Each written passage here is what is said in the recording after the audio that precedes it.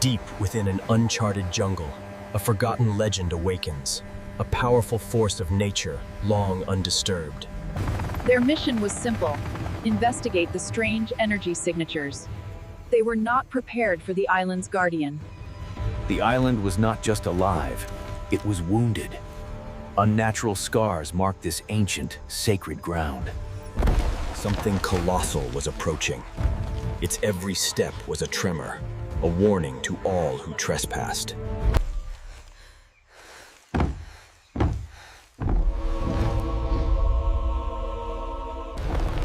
He was the apex predator, the protector of his domain, the last of his ancient kind.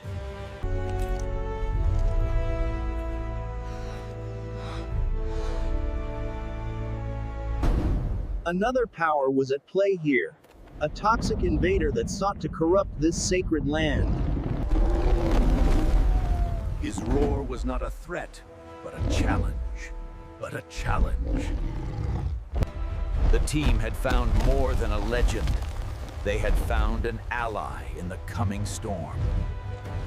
Keep pace! Don't lose sight of him! They had to follow, to witness the Titan's path and understand the true nature of this war. Through ancient rivers and forgotten landscapes, the king's pilgrimage continued with an unstoppable, primal force. Their technology struggled to keep pace, mapping a journey that defied all known biological limits. He moved through a land of titans, a place where bones of ancient gods littered the earth. The mountain didn't just glow. It pulsed with a sickness, a corrupting energy poisoning the land. He had arrived at the source of the blight, the entrance to the heart of the shadow. The team finally understood. They were not observers in this fight. They were soldiers on his side. Deep inside the mountain's heart, a parasitic intelligence was waking, drawn by their arrival. With a roar that shook the mountain's foundation, the king issued his challenge to the darkness. The darkness did not answer with a voice, but with a chilling pulse of pure, alien energy. But the mountain's true king was a foundation of will, an anchor against the unnatural storm. The parasite, realizing brute force was not enough, began to reach out with insidious purpose.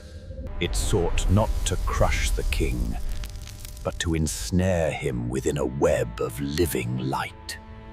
He would answer this unnatural threat with the raw, unyielding power of the earth itself.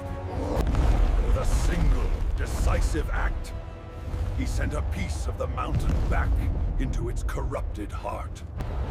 But the intelligence was ancient, its defenses far stranger than simple rock and stone. He would not grant this corruption the honor of a blind rage. It required a king's cunning. Deep within the stone, a heart of emerald sickness pulsed with an ancient, stolen power. A simple question asked with stone and gravity.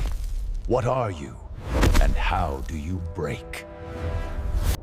The answer was immediate and absolute, a declaration of dominance from the world below.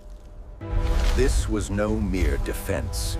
It was an aggressive consumption, hungry for life and matter.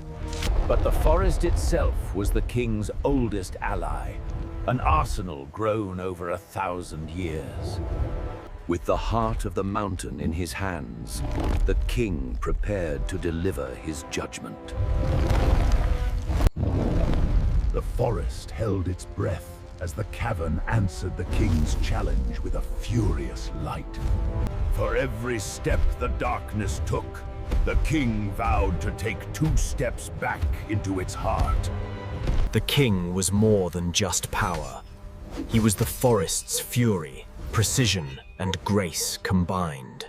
In his eyes, there was no fear, only the cold, hard certainty of a duty to be done. The very foundations of the island began to groan under the weight of this unholy conflict. It was not a beast of fang and claw, but a parasitic heart of crystal and spite. The ancient malice did not roar. It seeped into the mind, a silent, chilling poison. But the king's will was forged in primeval fire, a fortress that would not crumble. The corruption ran deep, feeding on the very stone, turning the world into its own image. In the patterns of its growth, he saw not strength, but he would not strike the heart, but sever the limbs that fed its insatiable, parasitic hunger. The blow echoed not as shattering stone, but as a shriek of pain across the silent cavern. Wounded, the entity retaliated, turning the very ground against the intruder who dared to defy it. It was a battlefield of shifting crystal, a deadly maze where every step was a new trial. He saw the pattern in its rage, a desperate defense born from the fear of its own demise.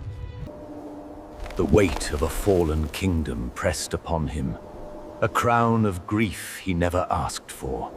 But through the despair, a flicker of memory, a vibrant jungle, a world still worth protecting. This was not his end. It was a lie. He would not be unmade by ghosts. He answered the silence with a roar of pure defiance.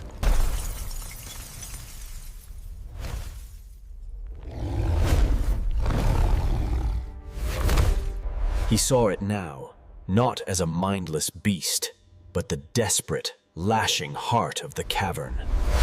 The illusion had failed.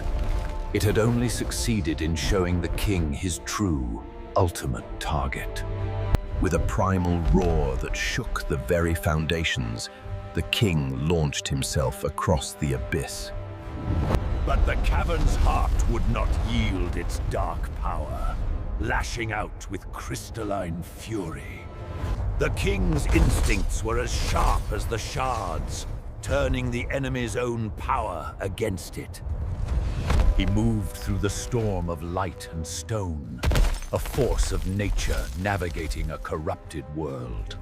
The core focused its rage, unleashing a single, concentrated wave of pure, raw energy.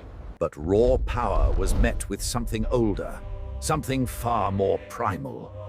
An indomitable will. With the weight of the entire island behind him, he brought down the hammer of justice.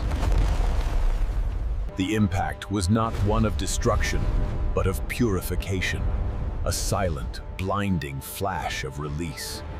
The heart did not break into pieces. It dissolved into 1,000,000 points of fading light. As the unnatural darkness faded, the true light of the forest returned to claim its heart. The scars on the land and on its king would remain as a powerful, silent reminder. He emerged from the darkness, not as a beast of legend, but as the island's true sovereign. His victory echoed through the land, awakening a world that had slumbered in shadow for too long. With every step, he reclaimed his birthright, climbing the sacred mountain that overlooked his entire domain. At the summit, where sky and stone met, the throne of the ancient kings awaited him. He did not conquer the throne. He simply returned to it, a guardian assuming his rightful place. His gaze was not one of ownership, but of profound responsibility for the life teeming below. He let out a final, triumphant roar. Not a challenge, but a promise of... For in the heart of the deep forest, justice had name, and a king had truly risen.